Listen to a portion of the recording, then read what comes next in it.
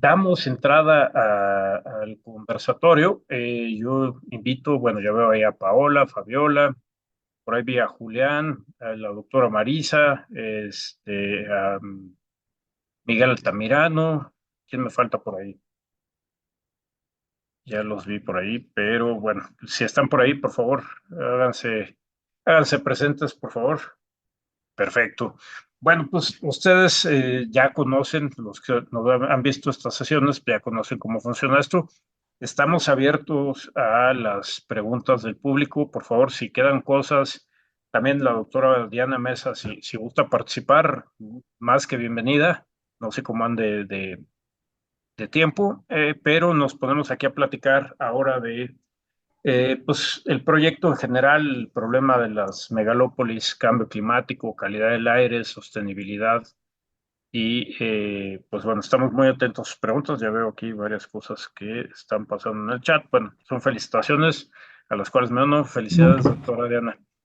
Y pues en lo que recibimos preguntas del público, yo les haría, pues que si podemos platicar un poco de pues después de estos 4 años casi de trabajo que tenemos, no sé si podríamos hacer como una ronda de reflexión de pues, cuáles son los principales retos, cuáles son las barreras, cuáles son las oportunidades en distintas dimensiones. Por ejemplo, desde el punto de vista de la investigación. Me queda muy claro que, por ejemplo, hay unas barreras enormes en la calidad y cantidad de datos que están disponibles, ¿no?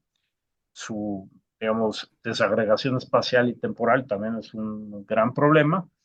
eh, pero también, por ejemplo, en la parte de incidencia, qué tan difícil se ha mostrado incidir, ¿no? Tanto, digamos, desde la parte de cómo llegar a la sociedad, cómo llegar a los tomadores de decisiones, al gobierno, a la parte pública y privada, digamos, a la parte privada. También otras cosas que creo que hemos notado es qué tanto es el reto, por ejemplo, en la capacidad técnica, la capacidad que tenemos que desarrollar, por ejemplo, capital humano y de equipo, eh, etcétera, ¿no? Y, por ejemplo, en la complejidad de interrelacionar aspectos, este proyecto pues, se caracteriza por estos 6 componentes y cómo se retroalimentan uno con el otro. En la práctica, ¿qué tan fácil o qué tan difícil ha sido eso? ¿Y qué tan fácil o difícil ha sido en particular incorporar cambio climático? Porque muchos de nosotros, bueno, mucha gente trabaja en algún aspecto en particular y de vez en cuando entra cambio climático, pero digamos, no es el tema propio que trabaja, ¿no? Entonces, ¿qué tanto, si es el caso, ha sido la dificultad para eh, integrar esto? Ya les eché un rollote, pero no sé quién quiera empezar con cualquier parte del rollote. Adelante. O cualquier cosa que quieran comentar, ¿eh? No. Paula, por favor, adelante. Sí, hola. Bueno, de todos los puntos, a mí me gustaría comentar sobre la parte del reto del vínculo, ¿no? Del uso de las herramientas y del acercamiento con actores en territorio. Al menos desde la experiencia a lo largo de estos años trabajando en el proyecto, realmente ha sido muy interesante y muy gratificante el irlo a presentar y que haya un mundo de gente interesada, ¿no? O sea, como que eso ha Paula, sido, que te puedes acercar un poco el micrófono, perdona. sí, perdón, que ha sido muy gratificante que cada vez que vamos y presentamos parte del componente de este proyecto de recurso hídrico, hay un mundo de gente interesada en usar la herramienta, de dónde está, cómo la, ¿no? Dónde le pico, dónde la descargo y que pues realmente hay mucha accesibilidad, ¿no? O sea, de yo me sumo, sí quiero, yo quiero ser parte de la red de actores. Entonces, creo que ahí, como que en otras experiencias, ¿no? Uno desarrolla su investigación y ya tienes un producto, pero el trabajo de ir tejiendo fino, ¿no? Y paso a paso con los actores es algo que a veces se hace al final y creo que es una práctica que debería de concluir, ¿no? Sino aunque al principio sean pocos actores los conocidos, se hace una bola de nieve sí o sí, ¿no? En donde terminas con un montón de amigos por todos lados. Entonces, Creo que esa fue una lección interesante aprendida de no esperar, ¿no? Sino ir, aunque todavía no tengas como consumado el proyecto o el producto, pues sí empezar a trabajar y seguramente muchas ideas van a sumarse, ¿no? Al propio desarrollo del proyecto, ¿no? De que puede incluso nutrir o virar, ¿no? Hacia lugares donde uno no sospecharía, ¿no? Nos pasó con el Estado de México, en donde una diputada nos ha recibido de manera maravillosa en Tlaxcala, ahora que presentamos en la CAME y con Sedatu, este, de una persona que es una red completa, ¿no? Entonces, creo que esas prácticas a mí me quedan muy marcadas y que creo que han sido barreras saltadas, ¿no? Obviamente pueden mejorarse dentro de este proyecto. Muchas gracias, Paula. ¿Alguien más que quiera comentar algo? Adelante, Sí, Miguel. gracias, Paola. Y bueno, sí, coincido en varios de los puntos que comenta Paola, pero también creo que como parte del proyecto y otros más en los que hemos participado, hay siempre una red de actores y esa red de actores podemos identificarla como eslabones en los cuales hay algunos que son activos, muy activos, como puede ser el eslabón de la parte académica, la parte social. Y hay unos actores que no necesariamente son tan activos, más bien pueden ser hasta cierto punto pasivos. Entonces, creo que debemos de hacer este mapeo de los actores, que también es dentro de una de las componentes del proyecto para identificar cuáles son sus características, cómo poder interactuar con ellos, pero cómo hacerlos más que transiten de una posición relativamente pasiva a una más activa, ¿no? Ya comentaba Paola de estos actores políticos que también son un eslabón muy fundamental para tratar de pasar del dicho al hecho. Entonces, el sector académico realizamos muchas propuestas, hacemos investigación de temas nuevos o de frontera y algunos otros básicos para profundizar, pero de esas acciones que derivan del propio proyecto de PRONAS en la megalópolis se tiene que llegar a aterrizar en medidas puntuales, ¿no? Te recuerdo, por ejemplo, de la propia Cámara de Diputados que tú me puedes corregir, Paco, pero que tenían el interés de poner un sistema de monitoreo ahí en sus instalaciones, se fue alargando los tiempos y después creo que no se materializó. Entonces, hay que aprovechar esos momentos coyunturales, ¿no? Esos momentos coyunturales donde el actor tenga esa proactividad, aunque sea instantánea, buscar que se alargue y buscar que se materialicen acciones como la Cámara de Diputados o como ahora el proceso de las elecciones hay también incidir y algunos otros procesos que sean coyunturales, ¿no? Pero incidir desde el sector académico hacia otros sectores y otros actores para que también haya pues este detonante hacia la implementación de acciones, no nada más que queden como un estudio muy bonito, muy bueno, sino que lleve más allá. Y bueno, por último, nada más para cerrar mi participación en este instante, es que se han desarrollado herramientas que también ayudan a digerir, a compartir en forma ya digerida el mundo de información que se está generando como parte del proyecto, desde el uso de suelo, calidad del aire, cambio climático, riesgos, economía, la participación de algunos actores, las medidas que se proponen como respuesta para mitigar isla de calor o los diferentes problemas que se están analizando en el proyecto de la megalópolis a través de estos sistemas informáticos como puede ser el DataPing y algunas otras herramientas que se desarrollen en el seno de este tipo de, pues de herramientas mucho mayores o paraguas, ¿no? Donde uno puede ingresar y independientemente del nivel de acercamiento que tengamos con cambio climático, las diferentes problemáticas hay en forma amigable poder estar jugando y entonces viendo cuáles son los impactos interrelacionados cuando seleccionamos hay calidad del aire, cambio climático, cambio de uso de suelo, agua, etcétera, y entonces tener un resultado que entonces nos dé información para desde nuestros diferentes ámbitos como actores tomar decisiones, ¿no? O hacer planteamientos de qué acciones se puede hacer a partir de jugar con esos diferentes escenarios actuales y luego qué pasaría si le montamos cambio climático de las próximas décadas. Entonces, creo que son herramientas muy interesantes que resultan del proyecto y es algo que se tendría que seguir impulsando y todavía perfeccionando. Digo, eso es la punta del iceberg. Gracias. Gracias, Miguel. Sí, y bueno, adelante, Marisa. Sí, yo quisiera hablar de uno de los grandes retos que hemos tenido a lo largo del proyecto, y es que uno pensaría que hay mucha información que podemos conjuntar y dar una visión de cuál es la situación ante el reto del cambio climático. Y la verdad es que no está tan disponible. Pensaríamos que hay mucha más información de la que hemos logrado encontrar.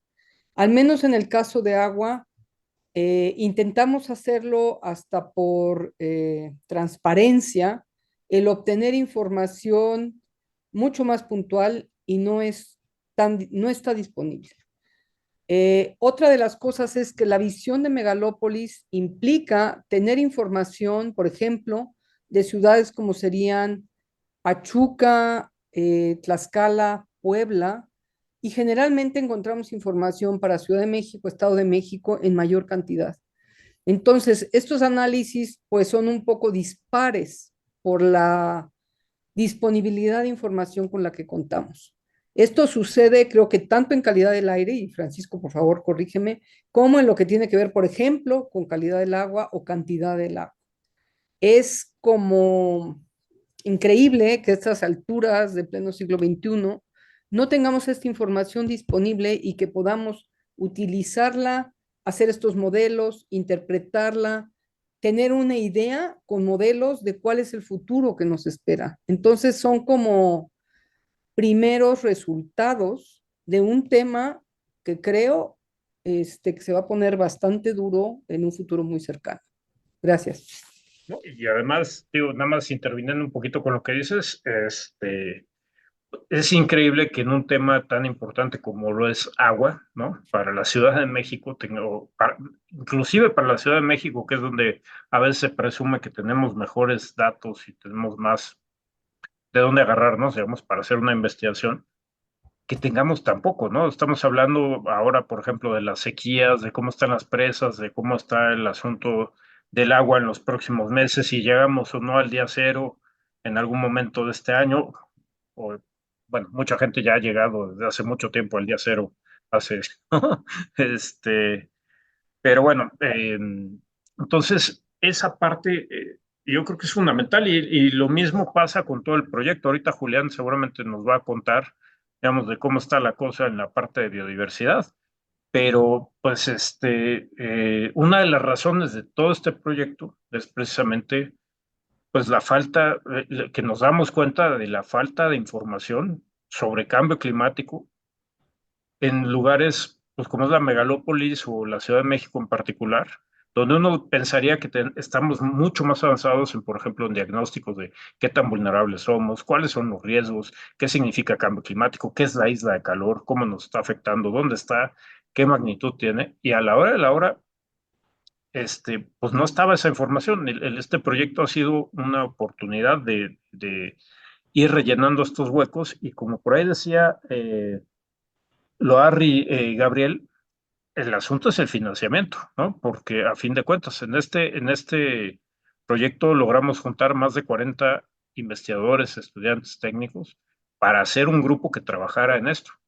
El proyecto ya llega a su fin, estamos buscando cómo conseguir este financiamiento para que no se deshaga el grupo de investigación en un tema tan importante que involucra el bienestar de tantos millones de personas, ¿no? Sí. Entonces, bueno, yo ya me callo ahí, se los paso a ustedes. Sí, para ¿Quién quiere? completar lo que decías, Ujú. Francisco, pues en la parte de diversidad, pues es peor todavía porque los datos, digamos, socioeconómicos los han ido compilando obviamente por muchas razones, ¿no? Pero en términos de biodiversidad, pues en realidad no ha habido un esfuerzo dedicado, pues, como a entender cuáles son los impactos del ambiente urbano, pues, sobre este tipo de dimensiones. Y eso va, por ejemplo, más relacionado con la falta de capacidad, digamos, logística, porque, por ejemplo, tenemos áreas protegidas, pero de esas áreas protegidas ni siquiera tenemos inventarios de cuáles son la flora y la fauna de estas áreas. Entonces no sabemos exactamente qué vamos a conservar, si no sabemos qué hay. Una de las cosas que primero hay que saber qué tenemos para poder saber qué hay que conservar, pues, o cómo priorizamos eso, pues. Y eso adicional va enfocado en lo que también creo que hay una falta de precisión en las definiciones. Por ejemplo, tú le puedes preguntar a alguien qué es cambio climático y a 30 personas y cada una te va a dar una definición distinta, incluso entre los mismos investigadores. ¿Cómo medir, por ejemplo, cambio climático? Hay diferentes metodologías. Y entonces eso también es como digamos, como el desafío, pues, de un proyecto como este tipo, pues. Y muchas gracias, Julián. Ahí no sé si Marisa ibas a decir algo, te vi como que te aventabas, pero ya no supe si interrumpí.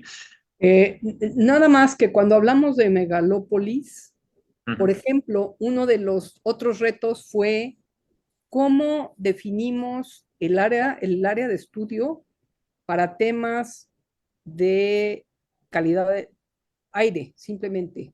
¿Cómo es desde el punto de vista de los especialistas en aire, en islas de calor, en agua, en aspectos socioeconómicos, en aspectos de salud? El acceso a información es distinta, pero también la visualización de las áreas en las cuales podemos hacer esto es distinta. Entonces, esto ha sido, creo que, una ganancia del proyecto, el tratar de integrarnos y entender lo que están haciendo los demás. Sí, sí, súper importante. Fabiola. Sí, muchas gracias. Pues justo pienso que el cambio climático es una línea de investigación que permite congregar, ¿no? Condensar todos estos esfuerzos, pues, que se están haciendo desde diferentes perspectivas y pensando desde la megalópolis como un sistema complejo, o sea, también entenderlo desde todos estos estudios que se están generando por especialistas que saben perfecto sobre el tema y que al final de cuentas también es un fortalecimiento de capacidades al interior del grupo, porque pues todos estamos aprendiendo a cómo mirar esos otros enfoques y también a cómo traducir esa información para darla a entender pues a tomadores de decisiones, ¿no? O sea, cómo cada quien abona desde su perspectiva y a la vez estamos trabajando en su conjunto para dar una serie de productos que se utilicen pues para que en su conjunto ayuden pues justo a disminuir esa incertidumbre en muchos aspectos en contexto de cambio climático, ¿no? Entonces eso a mí me parece súper interesante y también pensando en que el proyecto también mira hacia estas herramientas, ¿no? Como a esto que mencionaba el doctor Miguel, de las plataformas y como estas otras herramientas que también están ahorita y que a lo mejor van a salir otras con la mejora tecnológica, de cómo también podemos ver en esas áreas de oportunidad o sea, esta herramienta muy visual y práctica para los tomadores de decisiones, ¿no? Que también es todo un reto porque justo también depende pues de los cambios, ¿no? De gobierno y que tiene que estar ahí muy a la mano y muy claro para cuando alguien la requiera, que puede estar ahí muy entendible y accesible. Entonces, eso era lo que quería comentar. Gracias. Y muchas gracias, Fabiola. Y a mí me gustaría agarrar donde tú lo dejaste y aventárselos de regreso, pero ahora con una jiribilla, que es ya hablamos de los retos, las barreras, y Fabiola muy bien nos está apuntando hacia qué es lo que se logró, cuáles son las partes buenas, qué tenemos ahora y no teníamos antes, qué cosas o qué aprendimos que es de gran importancia para, digamos, la parte de la megalópolis, y en particular es la megalópolis del Valle de México lo que estudiamos, pero que se puede generalizar a otras megalópolis. No sé si alguien nos quiera platicar. Digo, por ejemplo, ahora tenemos montonales de escenarios de cambio climático para la megalópolis, tenemos escenarios socioeconómicos, tenemos escenarios de crecimiento o de cambio de uso del suelo, crecimiento de la mancha urbana, cómo se liga esto con el clima, ya entendemos mejor, ya tenemos muchas mejores herramientas. El Data Pink, Oscar, lástima que no esté aquí para que nos hable también un poco del Data Pink y de las otras herramientas que están desarrollando. No sé quién quiera entrarle a hablar de esta parte. Adelante, Paula.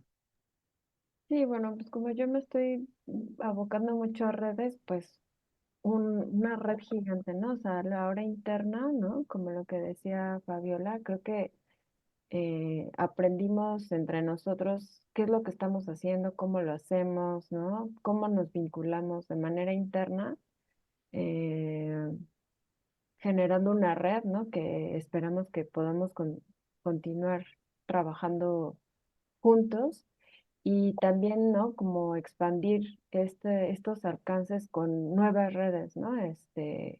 Con otros actores de la sociedad, con instituciones, ¿no? Que pues aunque haya cambios de gobierno, pues muchos de ellos son realmente sus áreas y líneas de trabajo y que no van a soltar. Como ahora también el doctor Miguel mencionaba, ¿no? Que hay muchos activos y esos activos son los que no sueltan los temas, ¿no? Entonces creo que em, el que tengamos las herramientas obviamente es un super plus.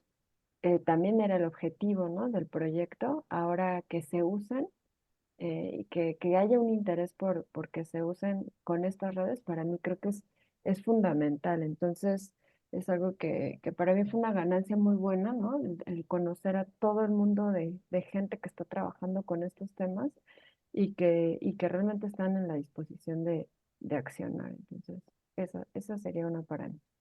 Súper valioso.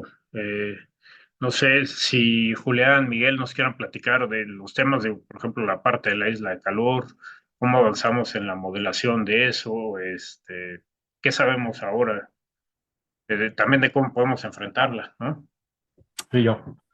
Bueno, lo que sí aprendimos muchas cosas, como bien comenta Paola, pero bueno, también lo que aprendimos es que, igual tú, nada más es cuestión de enfatizar nuevamente la falta de información o vacíos de información en algunos temas que son prioritarios para la megalópolis y no están completamente disponibles, como por ejemplo las mediciones de los niveles estos de los pozos, ¿no? Los piezométricos, se definan. No hay información tan sistematizada para ver cómo está pues, la disponibilidad de agua precisamente subterránea, ¿no? Además de la que se trae de las cuencas aledañas, ¿no? Pero bueno, eso lo aprendimos. Digo, ya lo sabíamos, pero lo vimos a reafirmar. También lo que aprendimos fue que no todos los impactos se concentran en la Ciudad de México, sino que se están presentando en otras zonas de la megalópolis, en Tlaxcala, eh, Puebla, en Cuautla, Toluca, o sea, en diferentes ciudades que son eh, también muy relevantes como la Ciudad de México y también están presentándose impactos diferenciados. Entonces, eso también es parte del proyecto. Dirigir las cámaras y los reflectores, no nada más a la Ciudad de México, sino a otras ciudades que también están sufriendo igual o más en algunos temas diferentes a los que se viven aquí en la ciudad, ¿no? Entonces, eso también lo aprendimos. Después, una parte del proyecto en sí, pues el desarrollo de capacidades, además de la parte computacional, ver que se puede acceder y utilizar equipos tecnológicos de alta gama, como son el supercómputo de la UNAM, MISLI, para correr modelos y para generar los escenarios, pero también aprendimos que eso es computacionalmente costoso, también por tiempo, también es muy costoso para hacer las simulaciones, también económico para poder mantener esta supercomputadora en la UNAM también es costoso. No lo hacemos nosotros, pero bueno, es como parte de lo que cubre la UNAM con los fondos que cuenta. Entonces hay que buscar alternativas, ¿no? Alternativas, esto es una buena herramienta, pero hay que buscar alternativas para un poco darle la vuelta y poder generar información en forma más costo efectiva, costo económica, ¿no? Entonces eso también lo aprendimos, se han generado emuladores de diferentes características para impactos de biodiversidad, para impactos en salud, etcétera, como parte también tangencial del proyecto, porque se ha hecho alrededor del proyecto también muchas cosas que lo van alimentando, se van retroalimentando. Entonces el proyecto no está aislado, no es una sola cápsula, sino que tiene interrelación con otros proyectos que llevamos los diferentes grupos y los diferentes investigadores y va en dos vías, entra y sale. Entonces eso también es muy enriquecedor por parte del proyecto, ¿no? Y algo que creo que faltaría, no nada más para este proyecto de la Megalópolis, que es un proyecto multianual y un proyecto mega grande, es que no se tenga que morir, como dice Paco, ¿no? Que ya se acabó el recurso y se está tocando puertas para ver si se puede encontrar más recursos para que se mantenga vivo y si no, se corre el riesgo de que, bueno, se desinfle, ¿no? Entonces eso es a veces debilidad de muchos de los proyectos que se debería de atender por un lado, y por otro, que sea autosustentable, o la palabra que por ahí mejor quepa. Y también, como una de las finalidades de este proyecto es proponer acciones de respuesta, de mitigación o de adaptación local en la megalópolis, es ver qué tanto esas acciones que se proponen en los proyectos realmente se materializan, ¿no? O sea, tal vez sea un poco difícil de medir, pero eso también sería parte de la verificación, de parte de qué es lo que sigue después de un proyecto o como parte del proyecto, pero en un plazo intermedio. Entonces, creo que a veces nada más se queda se proponen acciones, líneas de acción, estrategias y ya está ahí, pero no se da seguimiento en qué tanto eso se está impactando, se está implementando y después qué tanto beneficio se está dando en la parte social, económica, ambiental. Entonces, eso faltaría en este proyecto y en muchos más, ¿no? Sí, algo que decía Miguel ahora era como estos emuladores que estamos hablando, pero hay algo una lección que nos deja como este tipo de proyectos, y en realidad yo no creo que se acabe, o sea, surgen muchas preguntas de investigación y eso pues ya es una ganancia impresionante, ¿no? O sea, es identificar esos vacíos de información y esas preguntas es parte pues como un resultado que hace que el proyecto pueda mantenerse a largo plazo, independiente de si se consiguen los fondos o no. Pero ahí, por ejemplo, una de las cosas claves es la escala, o sea, eh, pensar como en esa multiescala, y eso es clave porque la mayoría de, por ejemplo, tomadores de decisiones piensan como en algo inmediato y algo para solucionar ya, y esto es un problema a largo plazo, que ya se está viendo y se va a mantener, o sea, no es, o sea, como decimos nosotros, digamos, en algunos casos en ecología no hay solución bala de plata para responder a un problema, sino que son múltiples soluciones. Pues hay que salir como salir un poquito fuera de la caja y pensar que se ataca por distintas líneas. O sea, yo creo que eso es como parte del mensaje que se le tiene que dar como al público en general, pues. Sí, y ahí, siguiendo con lo que comentas, digamos, la parte, también lo que decía Paola, la parte cómo nos integramos, cómo se integra, digamos, a fin de cuentas, cómo se crea un espacio entre la academia, la sociedad y los tomadores de decisiones, el gobierno, digamos, y la parte privada, para que se utilice y para que se vea el beneficio de tener este tipo de recursos para entender mejor los problemas y para poder atender los problemas, ¿no? Yo creo que una de o lo más valioso de este proyecto ha sido la generación de estos equipos de trabajo, ¿no? Que cuestan mucho trabajo desde el punto de vista, digamos, por ejemplo, de las disciplinas, cómo nos integramos, cómo nos entendemos, cómo hacemos estos trabajos, digamos, de una manera más integrada, que siguen siendo pues, temas difíciles de llevar a cabo en la vida real, ¿no? O sea, en plática, digamos, la multidisciplina, transdisciplina y todo esto es común, pero ya en la vida real es un poco más difícil, ¿no? Entonces, yo creo que generar este tipo de espacios es algo muy valioso que, pues, es lo que estamos tratando de que se conserve, ¿no? Más que personas a lo mejor en específico o cuestiones en específico, como bien decía Julián, pues que vayan surgiendo estas líneas de investigación pero que no se queden solitas por ahí, ¿no? Sino que haya un espacio donde haya digamos, el interés de otras partes ajenas a la academia en lo que está pasando y en orientar, digamos, la investigación a cosas que sean con incidencia y relevancia, ¿no? Veo al público extremadamente callado. ¿Alguien tiene por ahí alguna pregunta? Por favor, adelante. Este espacio es precisamente esto para que conversemos entre nosotros y con el resto del público. Entonces, mientras tanto, pues yo creo que pues repasando un poco de las cosas más innovadoras, yo creo en este sentido, además de, por ejemplo, lo que planteaba Fabiola y Paola, que es cómo se construyen estas redes, cómo hacemos que este trabajo aterrice. Está la parte que me gustaría recalcar por la gran importancia que tiene en términos de impactos y no solo a futuro, ahí Julián lo apuntaba muy bien, ¿no? Los tomadores de decisiones piensan mucho, este, digamos, en espacios de tiempo muy corto y muy delimitados también, digamos, por cuestiones políticas, ¿no? Tanto en el tiempo como en el espacio. ¿Cómo nos queda claro que eso no es el juego que tenemos que estar jugando aquí, ¿no? Y también la isla de calor, digamos, es una parte donde podemos hacer que la preocupación por el cambio climático, por la preocupación por mejorar, digamos, los microclimas, no sea una cosa de futuro, sino es una cosa de actualidad, ¿no? Digamos, como hemos platicado, hay partes de la Ciudad de México y otras ciudades dentro de la megalópolis con calentamientos muy importantes y zonas que están urbanizando con unas tasas de calentamiento realmente impresionantes, ¿no? Que nos dice que no hemos aprendido nada, ¿no? Entonces, hablando de esa parte, aquí han llegado unas preguntas que nos dicen, ¿tienen colmenares donde capturan a las abejas? ¿Han encontrado diferencias en la calidad de miel? No, realmente, Mónica, ese estudio es otro PRONACE que tuvimos como invitado un momento aquí en esta discusión. Nosotros estamos enfocados, ahí Julián a lo mejor puede hablar de cuestiones de biodiversidad, pero es otro tipo de enfoque, ¿no?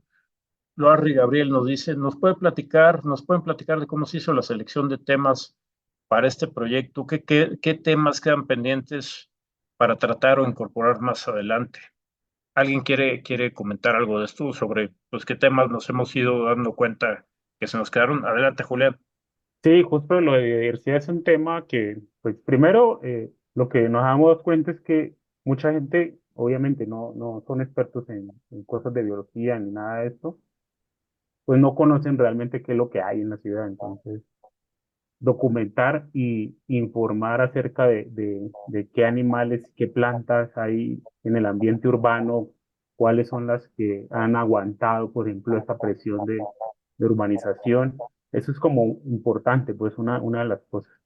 Y sí hay iniciativas, por ejemplo, de ciencia ciudadana que permiten a la gente como acercarse y a recopilar información que luego sí es muy importante para nosotros. Porque, digamos, tener estos inventarios detallados de biodiversidad, pues no es algo que sea barato, ¿no? O sea, es costoso, costoso en tanto en recursos monetarios como en el tiempo de la gente y que toma bastante tiempo, bastantes años. Entonces, esta información sí nos puede ayudar para completar como los vacíos de información que hay, sobre todo dentro de áreas naturales protegidas, que es como un tema relevante. Y, ¿qué era lo que decía? Bueno, entonces, a partir de esto, lo que podemos identificar fue que hace falta una línea de trabajo de investigación en ecología urbana, por ejemplo, enfocada en impactos en fauna y flora, por ejemplo. Esa es una de las cosas. Sobre todo no sabemos nada de contaminación, cómo está afectando la contaminación, la isla de calor, o sea, lo que sabemos viene de estudios puntuales en otros lados, pero no sabemos exactamente qué está pasando dentro del área de la megalópolis. Y ahora tenemos el problema feliz contrario. Ahora tenemos muchas preguntas. Déjenme echarme un clavadito aquí, pero miren, por ejemplo, aquí hay un comentario de Luis Ángel Morales que viene muy al caso con otro que había hecho Miguel hace un momento. Estas investigaciones deben compartirse en las comisiones legislativas porque para incidir en la vida, en la política pública, ¿no? Y ahí, como bien comentaba Miguel, tuvimos un acercamiento muy importante con la Cámara de Diputados, con una sección para poner, de hecho, un piloto del proyecto en la Cámara de Diputados. Y a final de cuentas hubo ciertos cambios, digamos, en la gente que estaba en la parte de la administración. Y la conclusión fue que, pues, ellos tienen su propio clima y están aislados. Y, pues, ¿para qué quieren, por ejemplo, ese proyecto en particular, que era ver pues cómo afecta, por ejemplo, tener un techo con blanco, digamos, un techo fresco o un techo normal y tener una estación meteorológica para sensibilizar a los diputados, digamos, en este sentido. Eso no jaló, pero se abren otras puertas, se abrieron otras puertas y, por ejemplo, ahora, el martes que viene es la inauguración del Observatorio Climático en la Cámara de Diputados, ¿no? Entonces, pues como dicen ahí, hay que estar de necio, ¿no? Hay que estar de terco y algunas cosas han estado saliendo al respecto. Hay una pregunta que es muy actual. ¿Cuáles son sus perspectivas sobre la atención al tema de cambio climático en las elecciones que vienen? Digo, no para hablar de personas en particular, pero sí podemos hablar de pues cómo vamos en cuestión, por ejemplo, lo que nos atañe más directamente en la parte de investigación en cambio climático, en qué expectativas podemos tener de crecimiento. Por ejemplo, yo siempre ando dando este dato de que en el SNI somos alrededor de 30 a 35 mil investigadores para todas las áreas, y en cambio climático y temas relacionados, pues somos una fracción minúscula, ¿no? Entonces, no sé si alguien tenga alguna opinión al respecto o algún comentario que quiera hacer con esto. Bueno, eso lo puedo comentar en un ratito más, pero la parte esta de que también preguntaban de cómo se seleccionaron los temas para el megaproyecto, bueno, pues busca hacer temas incluyentes y de relevancia precisamente para lo que sucede particularmente en las zonas urbanas, ¿no? O sea, creo que se centró mucho en las zonas urbanas, pero también se considera un poco las zonas rurales y las de transición. Los temas que considera, por supuesto, son agua, que ya mencionó la doctora Marisa, agua, también parte de la salud humana, parte de la biodiversidad, la isla de calor propiamente, cómo serían los impactos y la calidad del aire, entre los que me vienen a la mente, pero alguno que por ahí creo que también es relevante y que no se atiende completamente es el de energía, o sea, una vez que está la isla de calor y el cambio climático y los dos fenómenos locales y globales se superponen, incrementa en mayor medida el calentamiento local, entonces pues se hace uso de más aire acondicionado, entonces más consumo de energía. Creo que esta parte no está completamente atendida, me parece. Ver eso después, cómo nuevamente vuelve a incidir en más emisiones de gases invernadero a la atmósfera, más contaminantes y bueno, se va ahí como que un círculo perverso, ¿no? Bueno, después las perspectivas estos de en torno de las elecciones, creo que las candidatas comienzan a vislumbrar en sus pláticas, en sus intervenciones, esto de la sustentabilidad, ¿no? Entonces, un poquito, creo que se daría un poco más de énfasis, digo, tal vez esperemos que sea el que se necesita, pero por lo menos sí se movería hacia esa dirección de atender temas de sustentabilidad y cambio climático. Entonces, creo que se va por buen camino, pero no obstante, mencionaba, hay que aprovechar estas coyunturas y hay que meter propuestas concretas, puntuales, como parte de sus programas de acción. Ya están por ahí elaborando de diferentes temas. La parte hídrica me viene a la mente que la están trabajando también para el equipo de la doctora Sheinbaum, pero también para para la otra candidata también con Xochitl se está trabajando en temas ambientales. O sea, aquí tenemos que incidir en meter temas puntuales, concretos en sus agendas para que entonces sea más factible que lo retomen una vez que lleguen a los cargos, tanto a nivel federal, pero también a nivel local, ¿no? En las ciudades y en las diferentes ciudades y estados donde hay elecciones. Sí, muchas gracias, Miguel. Pues ya estamos casi sobre la hora. No sé si alguien quiere hacer algún comentario final para cerrar, digamos, este evento, alguna cosa que quieran comentarnos del proyecto, de las cosas pendientes, de lo que se logró, de lo que ustedes quieran. ¿Alguien por ahí tiene algún comentario que quiera hacer? Perdón, yo considero que este es un tema que nos incumbe a todos, que nos está afectando y nos va a afectar a todos. Pues creo que entre los resultados del proyecto sería muy bueno tener comunicaciones breves, como cápsulas muy cortas, de invitar a la población, a los tomadores de decisiones, a nosotros como habitantes de la megalópolis, a hacer algo, a tener como actividades muy puntuales en las cuales podemos cada quien incidir, aunque sean pequeñas, pero estas pequeñas acciones sumadas valen. Sí, muchísimas gracias, Marisa. Y pues yo me quedo con ese último mensaje que nos das, ¿no? De que tenemos que empezar a organizarnos para atender realmente estos problemas que muy rápidamente nos van a superarse de otra manera, ¿no? Muchísimas gracias a todas y todos por estar aquí. Muchísimas gracias, Marisa, Paola, Fabiola, Julián, Miguel, y a todos los que participaron y que no pudieron estar hoy aquí por otros compromisos. Y muchísimas gracias a todo el público. Ahorita seguimos llegando, nos siguen llegando muchos comentarios, nos siguen llegando muchas felicitaciones y algunos comentarios que vamos a tratar de atenderlos después vía correo o ¿no? Y pues no me queda más que invitarlos al siguiente módulo, que es el módulo 26 del ciclo de seminarios que sabemos sobre el cambio climático en México. Ahora regresamos, ya salimos de estos proyectos especiales y regresamos a preguntarnos en la UNAM qué sabemos del cambio climático, ¿no? Y en este módulo es la investigación sobre el cambio climático en la UNAM, en particular la Facultad de Arquitectura.